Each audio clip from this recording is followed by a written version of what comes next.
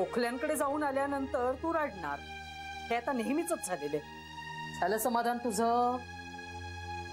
तेलही गेलं आणि तूपही गेलं. हाती आलं काय धुपाटणं, पैसेही गेले, लग्नही गेलं. आता कसं करशील सगळं एकटीने? करावंच लागेल. डॉक्टर नाही का म्हणाले, आईच बाळासाठी वॉरियर होते. पोर जन्माला घालणं एवढं सोपं नाहीये जानू. अगं, बाळंतपणाचा खर्च आहे, मुलाच्या औषध पाण्याचा खर्च आहे, त्याचं शिक्षण कसं भागणार? आता पिंट्याही नोकरीला नाहीये.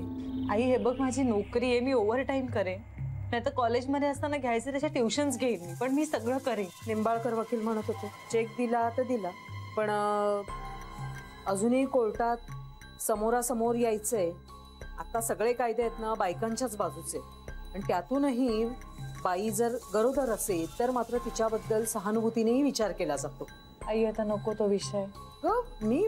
मी आपलं तुझ्या कानावर घातलं नाही, म्हणजे मग असं नको म्हणायला ना की आई तुम्हाला सांगितलंच नाहीस म्हणून. नाही म्हणणार. अगं ए जानू, हळू. आई थँक्यू. कशाबद्दल? मला आठवणीने दूध दिलंस म्हणून. काळजी नको घ्यायला. आई होणं अवघड असतं, तेवढंच आजी होणंही सोपं नसतं. आई मला लवकर झोपायचं. बरं बरं, झोप झोप झोप. सकाळी लवकर उठायचं ये ना, स्वयंपाक पाण्याचं बघायचंय तुला.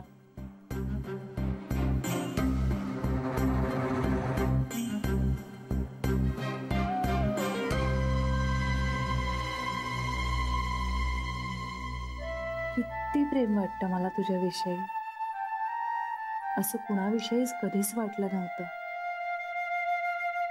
आईचं बाळावरचं प्रेम सगळ्यात वरच्या पातळीवरचं असतं, तेच खरं.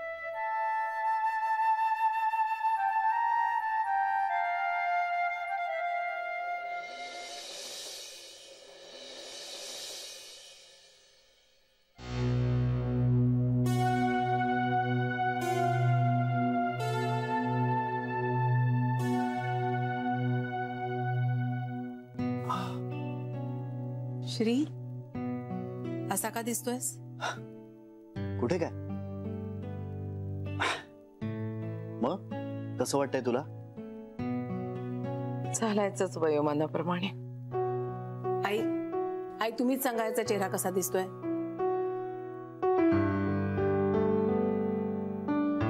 अरे खरंच काही नाही, काही नाही झालंय मला. निदान खोटं तरी बोलू नकोस श्री. अगं कदाचित माझी झोप झाली नसेल म्हणून असेल थोडस. आम्ही पाहिलाय तुला न झोपलेला. काम वाढलंय ना आता. वाढलंय की तू वाढवतोय? नाही, आता वाढवायचंय मला. आता वाढवायचंय म्हणजे इतके दिवस मी हे काही फार सिरियसली घेत नव्हतो. आपण एक 5% परदेशातलं मार्केट एक्सप्लोर केलं होतं, पण मला आता ते 30% करायचंय. मला ना स्वतःला कामात गुंतवून घ्यायचंय, खूप काम करायचंय. काम ही अशी एकच गोष्ट आहे जी मला रिलीफ देऊ शकते. आता माझ्याकडे वेळ, त्या वेळेचा सदुपयोग करणं, याची मला ना मरेस्तोवर काम करायचंय, दिवस रात्र.